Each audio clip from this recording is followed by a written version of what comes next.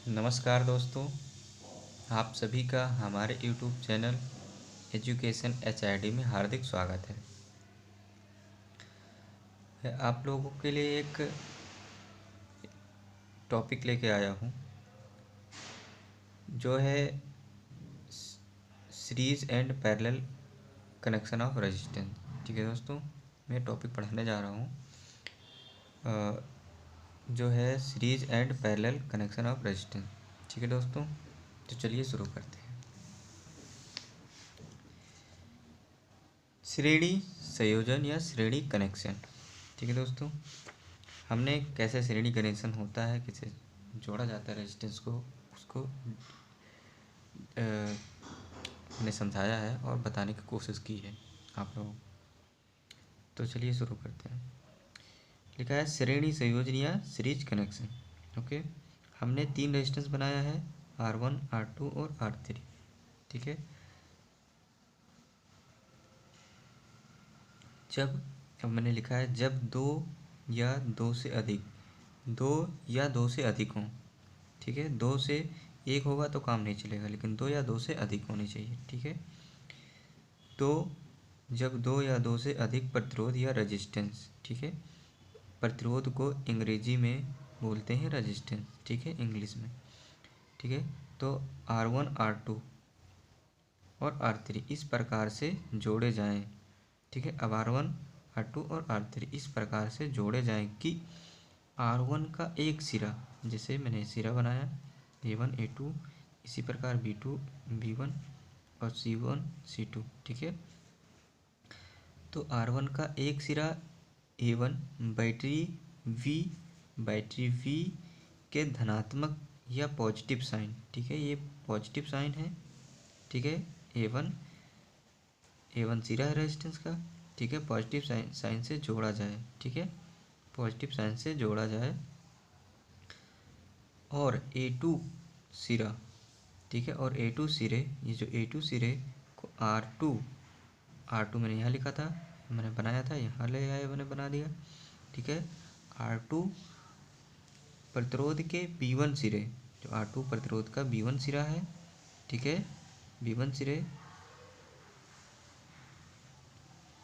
से, तो मतलब इससे और इससे मैंने जोड़ दिया इससे। ठीक है, इससे तथा R2 का B2 सिरा, जो R2 का B2 सिरा है ये, ठीक है, सिरा R3 के C1 सिरे से जोड़ दिया, सिरे से। और R3 का दूसरा सिरा ये R3 का दूसरा सिरा C2 को बैटरी V के ऋणात्मक, ये ऋणात्मक साइन है या नेगेटिव साइन बोल सकते हैं, चिन्ह से जोड़ा जाए। तो मैंने ये ऋणात्मक साइन वायर बढ़ा दिया, यहाँ तक ले आया। ठीक है, जोड़ा जाए तो इस प्रकार का संयोजन श्रेणी संयोजन कहलाता है। ठीक है दोस्तों, अगर इस प्रकार की व्यवस्था है कहीं सर्किट में रेजिस्टेंस का, तो उसको हम क्या कहेंगे, श्रेणी संयोजन कहेंगे। ठीक है, अब देखते हैं श्रेणी संयोजन। ठीक है, अब देखिए, इसमें मैंने बैटरी लगाई, रेजिस्टेंस जोड़ दिया, सर्किट क्लोज होगी, इसमें करंट जनरेट होगी या करंट प्रवाह होगी। ठीक है, करंट क्या बोलते हैं, धारा, जिसे हिंदी में बोलते हैं धारा। ठीक है, तो ये प्रवाह होगी। अब देखिए, करंट यहाँ आ गई, आई। अब ये जो करंट है, ये करंट हमारी, ये बताइए, ये करंट हमारी इस रेजिस्टेंस में जाएगी, यहाँ से फिर यहाँ भी जाएगी, यहाँ से फिर यहाँ भी जाएगी, फिर वापस यहीं से आ जाएगी, फिर यहीं से जाएगी, ऐसे रोटेट होती रहेगी। तो क्या ये कह सकते हैं कि जो करंट है, ये सारी करंट, एक आई ही करंट जो है, जो पूरे में जा रही है, यहाँ से यहाँ से यहाँ से ऐसे से पूरे में चल रही है। तो करंट एक ही है। ओके, अब देखिए, यहाँ पे रेजिस्टेंस है, यहाँ पे भी रेजिस्टेंस है, यहाँ पे भी रेजिस्टेंस है। तो ओम के नियमानुसार, ठीक है, जब इसमें करंट फ्लो होगा तो जो कंडक्टर है, इसमें जो लगाया गया विभवांतर है, उस विभवांतर के, ये कंडक्टर, ये रेजिस्टेंस है, इसमें जो वोल्टेज अप्लाई हुआ है विभवांतर, ठीक है, इसे बोलते हैं विभवांतर, से बी को बोलते हैं विभवांतर। ठीक है, तो ये विभवांतर है जो बहने वाली धारा के प्रोपोर्शनल होता है। ठीक है, तो ओम के नियमानुसार हमने यहाँ पे लिख ली। ठीक है, बी इज प्रोपोर्शनल आई, तो प्रोपोर्शनल हटाएंगे तो B equal to I into R होगी। ठीक है, अब यहाँ पे देखते हैं, तो ये जो वोल्टेज है ये वोल्टेज है। अब हमें पता है, जानते हैं, किताब में लिखा भी है, ठीक है, कि जो सीरीज में है करंट सेम होती है और वोल्टेज जो है अलग अलग होता है। ठीक है, सीरीज में। तो जैसे यहाँ पे वोल्टेज है, अब वोल्टेज क्या है, एक तरीके से प्रेशर है। किसका प्रेशर? इलेक्ट्रॉन प्रवाह की दर का प्रेशर है। ठीक है, तो जाहिर सी बात है जो रेजिस्टेंस होता है वो इलेक्ट्रॉन, ठीक है, के प्रवाह को रोकता है, मतलब जाने से रोकता है, मतलब प्रवाह होने से रोकता है।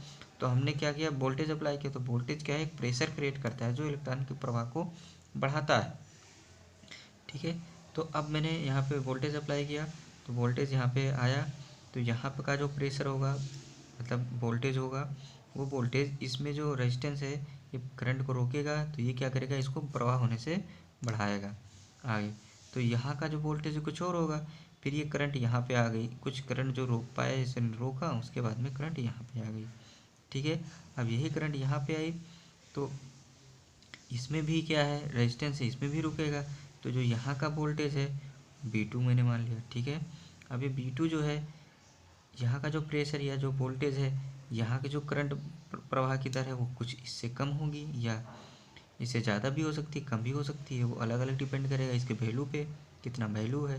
ज़्यादा वैल्यू है तो कम होगी, कम होगा तो ज़्यादा होगा। ठीक है, उसी अकॉर्डिंग यहाँ पे कम ज़्यादा हो सकते हैं।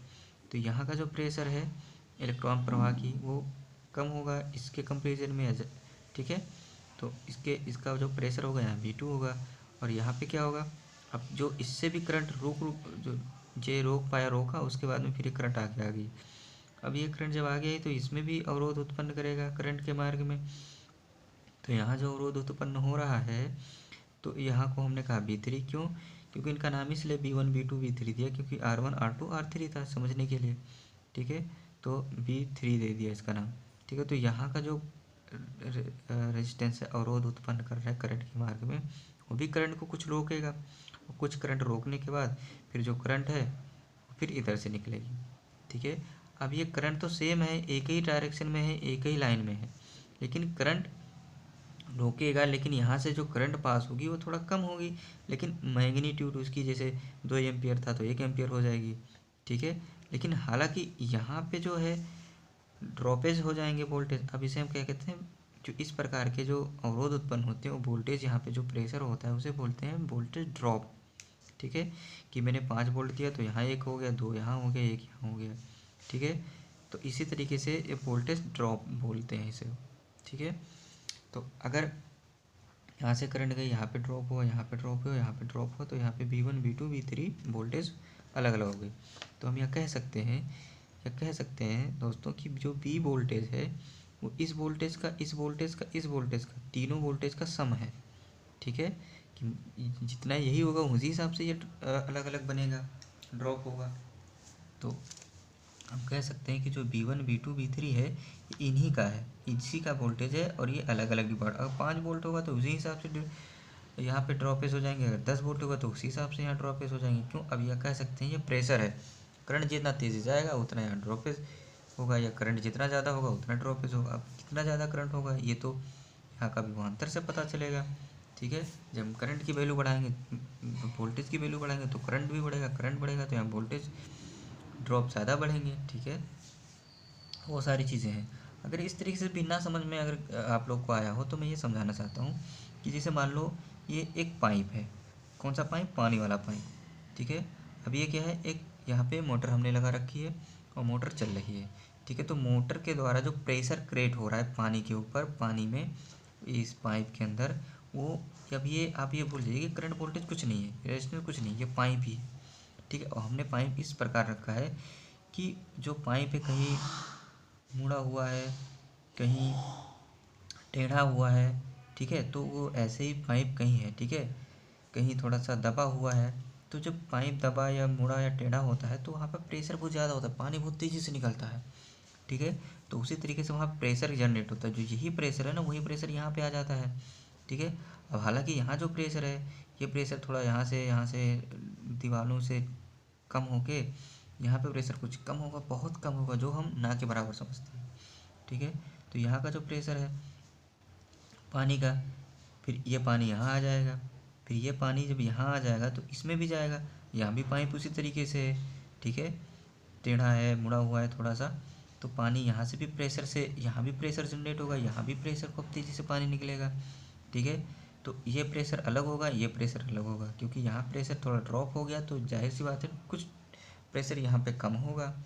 ठीक है, इसी प्रकार यहाँ पे जो प्रेशर है, तो यहाँ का जो प्रेशर है, ये प्रेशर ये यहाँ पे पूरा होगा नहीं, क्यों? क्योंकि पानी जो है प्रेशर ये अलग है, यहाँ पे प्रेशर ड्रॉप हो गया, यहाँ पे प्रेशर भी थोड़ा सा चला गया, इसका जो टोटल प्रेशर है यहाँ पे थोड़ा हो गया, थोड़ा यहाँ हो गया, और थोड़ा जो पानी यहाँ से निकला, अब फिर पानी के मार्ग में अवरोध उत्पन्न हुआ। ठीक है, अब यहाँ जो अवरोध उत्पन्न हुआ, उस पानी को ये जो प्रेशर है वो और कम होगा यहाँ पे, तो थोड़ा सा पानी निकला, जो भी जितना भी निकला, लेकिन पानी निकलेगा ज़रूर। ठीक है दोस्तों, तो यहाँ से पानी, ये पूरा पानी सर्कुलेट होकर फिर यहीं आया, तो फिर ये प्रेशर इस तरीके से चलता है। तो मतलब जो मोटर के द्वारा यहाँ पे प्रेशर जनरेट किया जाता है, वो अलग अलग, जहाँ पे पाइप थोड़ा सा मुड़ा हुआ है वहाँ पे ऐसे ऐसे टेढ़ा टेढ़ा जिग जैग शेप में है, तो वहाँ पे पानी जो है प्रेशर और अलग होगा, यहाँ का प्रेशर अलग होगा, यहाँ का प्रेशर अलग होगा, क्योंकि ये टोटल प्रेशर, अब हम कह सकते हैं कि जो मोटर के द्वारा टोटल प्रेशर जनरेट किया जा रहा है वो ये जो पाइप है, इन पाइपों के एक्रॉस पूरा हो गया है।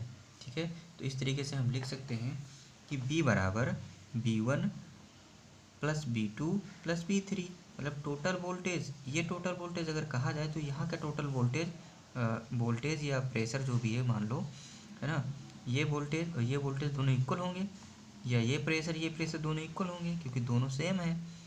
यहाँ का जो प्रेशर है, इसी के वजह से जो प्रेशर जनरेट हो रहा, तो यहाँ पे थोड़ा ड्रॉप हो गया, यहाँ पे तो तीनों मिला देंगे तो ये बराबर हो जाएगा। ठीक है, तो इसी तरीके से हमने क्या किया, P B1 plus B2 B3 लिख लिया। ठीक है, अब ये B1 क्या है, B1 वोल्टेज है, B2 वोल्टेज, अब इसको वैल्यू कहा जाए तो ओम के नियमानुसार इसकी वैल्यू निकालने के लिए, अब जैसे इसमें करंट क्या है, सेम है, यहाँ सेम है, यहाँ सेम है, सेम है। ठीक है, तो जो करंट है,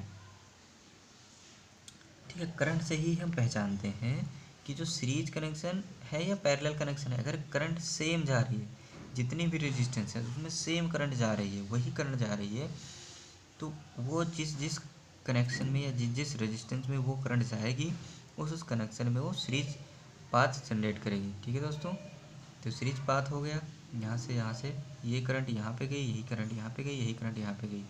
ठीक है, तो ये सीरीज कनेक्शन हो गया। ठीक है, तो यहाँ पे B1 प्लस B2 B3, इसी तरीके से इसकी जो वैल्यू होगी B1 बराबर, ये करंट इसमें भी है तो I R1 रेजिस्टेंस है, क्योंकि R1 है, तो B2 बराबर वैल्यू हो जाएगी, I करंट है, सेम करंट है, R2 वैल्यू हो गया, P3 इसी तरीके से I2 और R3। ठीक है, तो इसकी वैल्यू हमने पुट कर दी, इसकी वैल्यू मैंने पुट कर दी, R1 I B1 की वैल्यू, B2 की वैल्यू, B3 की वैल्यू, ओम के नियमानुसार B = I × R, current same है, I है सब में, रेजिस्टेंस अलग अलग है, तो R1 R2 इसी अकॉर्डिंग हमने कर दिया, और यहाँ पे इसकी वैल्यू लिख दी। तो I इसमें क्या हुआ, यहाँ पे मैंने वैल्यू लिख दी, I यहाँ पे आई, यहाँ पे आई, कॉमन हो गया, तो R1 plus R2 plus R3 हो गया, I को मैंने इधर ले आया तो R1 plus R2 plus R3 बचा, और ये जो वैल्यू है, ये वैल्यू है, ये हम लिख सकते हैं B/I को R लिख सकते हैं, तो R बराबर R1 plus R2 plus R3। ठीक है दोस्तों, तो ये हमारा जो फार्मूला निकल के आ गया, इसको मात्रक ज़रूर लिखेंगे, R प्रतिरोध का मात्रक ओम होता है, मात्रक ज़रूर लिखेंगे, डेरिवेशन हो गया। ठीक है दोस्तों, और यहाँ पे मैंने लिखा A1 A2 प्रतिरोध के R1 के सिरे हैं, तो इसी प्रकार B1 B2 ये भी R2 के हैं, ये इसी प्रकार R3 के हैं, C1 C2। ठीक है दोस्तों, अब आपको नेक्स्ट वीडियो में मिलेंगे पैरेलल कनेक्शन को लेकर के। ठीक है, नमस्कार।